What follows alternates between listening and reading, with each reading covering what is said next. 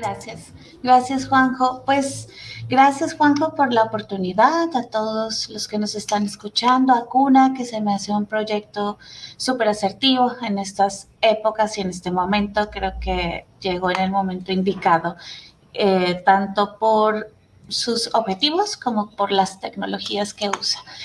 Pues antes yo creo que de hablar de Visor Lab, que es el proyecto, digamos, con el que estoy representando hoy aquí en Cuna, me gustaría hablar un poquito de las motivaciones y el contexto que nos, o que me ha llevado, ¿no?, a tener un motor profesional los últimos 14 años, digamos, de mi vida. Entonces, por un lado, pues es como que siento mucha empatía pues con todos los panelistas, ¿verdad? Tener la oportunidad de escuchar todas esas eh, desarrollos que se están haciendo alrededor de la educación, pensar la educación desde sus procesos, desde su contenido, desde sus orígenes, hasta pensar la educación como lo comenta Galit, como sus experiencias, la experiencia de ella, cómo aprendió, cómo la educación finalmente qué función ocupó en su desarrollo de la creación y el diseño, digamos, de su vida. Y asimismo impactó un poco en mí. Yo nací en Bogotá, soy de Colombia, y Colombia me dio, digamos, dos temas que hasta la fecha me siguen cuestionando mucho. Por un lado, la experiencia de conocer, o no de conocer, de tener que presentar un examen que se llama el ICFES. En Colombia, cuando tú terminas el último grado, que es 11, ¿verdad? Tienes que tomar un examen que te da un número. Creo que hace unos años ese examen cambió, ya no te da un solo número, sino que por lo menos te da métricas por áreas. El que a mí me tocó era un número que va de 100 a 400. Y de ese número, tú sabes a qué universidades puedes acceder y a cuáles no. Y las universidades van cambiando obviamente por ciudad, pero por ejemplo en Bogotá, que es la capital, la universidad pública, ¿cierto?, la que es más económica, de muy, muy buen nivel académico, por lo menos en ese momento, pues para lograr entrar y pasar el cono, tenías que tener unos ICFES altísimos. Entonces yo puedo dar fe que tener los ICFES que pasaban en la Universidad Nacional eran personas con muchísimas capacidades. Pero en ese momento yo lo que pensaba era, oye, ¿qué pasa si ese día tuve un tema familiar, ¿no? Que algo emocional haya pasado en mi casa e intervenga en la presentación de ese examen. Quiero aclarar que ese examen en ese momento, por lo menos, duraba 2 días, creo que sigue así, dura 2 días, va de 8 de la mañana a 5 de la tarde sin parar. De hecho, todo el país como que de alguna manera se prepara para ese examen y lo presentan absolutamente todos. Uno no te citan en el colegio donde estudiaste, sino que te citan en alguna otra institución pública y estás mezclado con todas las personas digamos, con la población que está saliendo de bachillerato en ese momento. A mí esa experiencia me impactó muchísimo, menos mal me fue bien y ni siquiera sé cómo, por qué, y de hecho me fue bien de milagro porque en ese momento el examen era un pliego, entonces el solo, de hecho, las primeras horas del ICFES te enseñaban cómo desdoblar el examen y se llena llenando casillas. Entonces te llegas a equivocar en la hoja de respuestas y las hojas de preguntas que eran aparte, con seguridad te iba a ir mal. Esos casos conozco muchas personas que se les abrieron los pliegos y no hay cómo verificar que el resultado que hayan obtenido realmente tenga que ver con su capacidad, ¿no? Y sobre todo con su conocimiento. Se supone que el ICFES es una entidad, es el instituto para la evaluación de la educación y la finalidad es brindarle métricas a las instituciones educativas de cómo salen las personas de bachillerato, ¿verdad? Pero realmente cobró muchísima importancia y puede ser algo sumamente, pues que te dictamina, de ahí tu vida antes del ICFES, como el Antiguo Testamento, y tu vida post el ICFES, porque si te va mal es un súper problema, la verdad.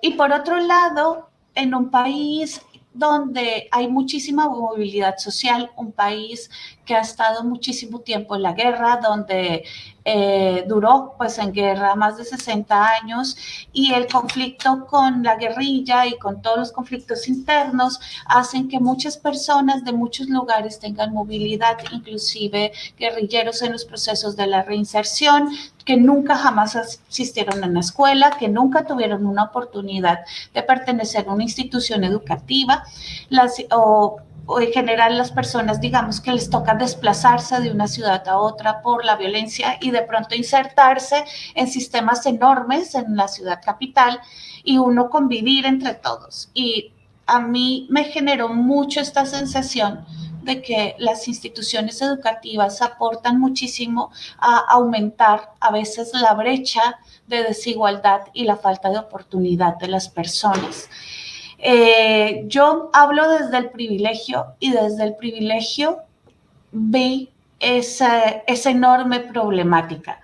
Y desde el comienzo siempre me ha afectado, quizás es una de las cosas que me llevó a estudiar artes. Las artes siempre las he visto como estudiar artes visuales en una universidad muy increíble en Bogotá.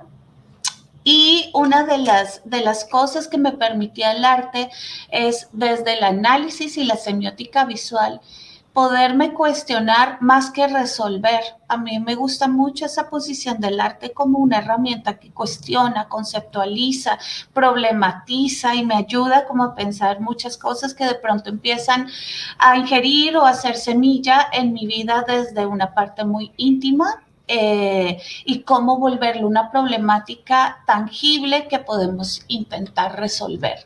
Después me vengo aquí a México, veo obviamente son países, aunque hermanos, tienen situaciones y sobre todo como reglamentaciones un poco diferentes, pero yo sigo viendo la misma brecha, quizás causada por otras razones, quizás por otros organismos, pero yo sigo viendo personas que les cuesta muchísimo acceder a por lo menos herramientas que les ayude a transformar su vida en función también de los recursos a los que puede adquirir, cambiar drásticamente la adquisición económica en la que nacieron y poder brindar mayor bienestar a las personas. Estudié artes, pero en las artes en ese momento estaba el nacimiento de Internet y yo creo y me siento también muy privilegiada de haber estado cuando llega Internet y llega la era digital a nuestros hogares. Conocí el mundo sin Internet y el impacto que tuvo en mí fue fuertísimo. Estando en la carrera empieza a tomar mucho auge todas las comunidades de open source, que es como uno de los grandes regalos que yo creo que existen en Internet, personas que trabajan en conjunto, en comunidad, para crear softwares para la gente de forma gratuita. Obviamente en este momento ya estamos hablando que esos softwares, inclusive acceder a ellos, requiere herramientas técnicas importantes, pero en ese momento todos estábamos aprendiendo solos, no había un dios del open source que marcara una regla, de pronto habían un grupo más nerd que otros, pero realmente era todo en línea, todo muy democrático.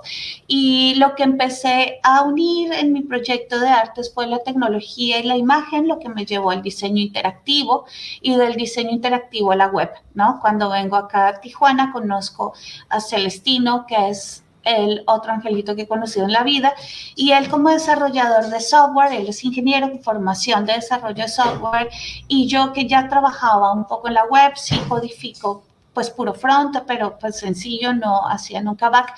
Empezamos a trabajar primero en el desarrollo de e-commerce, fue como lo primero que empezamos a hacer, pero yo trabajaba simultáneo en una universidad creando programas de ingeniería en multimedia, ingeniería en desarrollo de software, y fue cuando empezamos a trabajar estas plataformas educativas.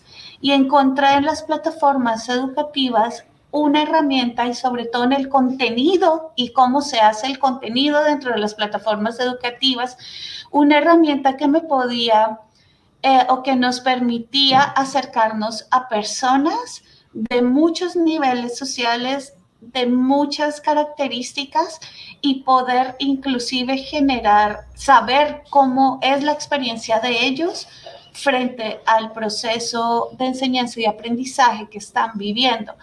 Creo que cuando estamos frente al aula, y soy también docente y estoy frente al aula, claro que existe una comunicación, pero hecho es una comunicación un poco como lo que estoy viviendo ahorita, ¿no? Yo estoy aquí, estamos hablando, yo sé que estamos hablando porque sé, mi cabeza sabe que alguien detrás de esta pantalla me escucha, pero de alguna manera no estoy ahorita interactuando, ¿verdad? A veces como docente estamos así, estamos compartiendo, preguntan, hay dudas, pero tú no tienes la manera de ver cómo está haciendo el proceso, sobre todo en grupos muy grandes, grupos universitarios muy grandes, y ni pensar cómo es en la educación básica, que los grupos aún son el doble de grandes.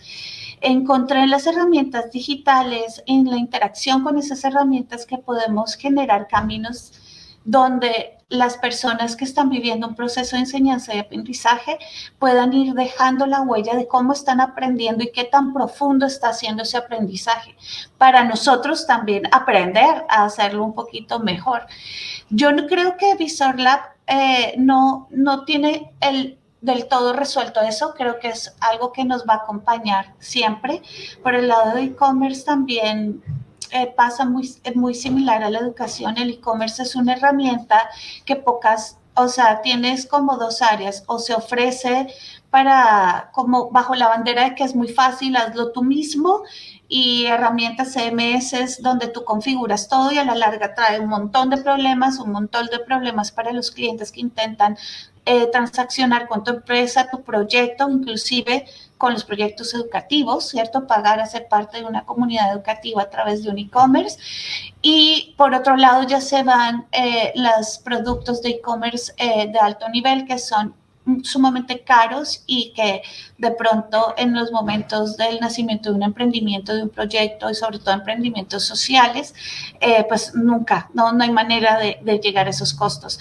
Entonces nosotros lo que hacemos es hacer ese acompañamiento intermedio, donde obviamente implica una inversión, pero es una inversión acorde a las características de las empresas nacientes o los proyectos nacientes en Latinoamérica, y les damos acompañamiento para el crecimiento comercial de sus negocios o de sus proyectos educativos.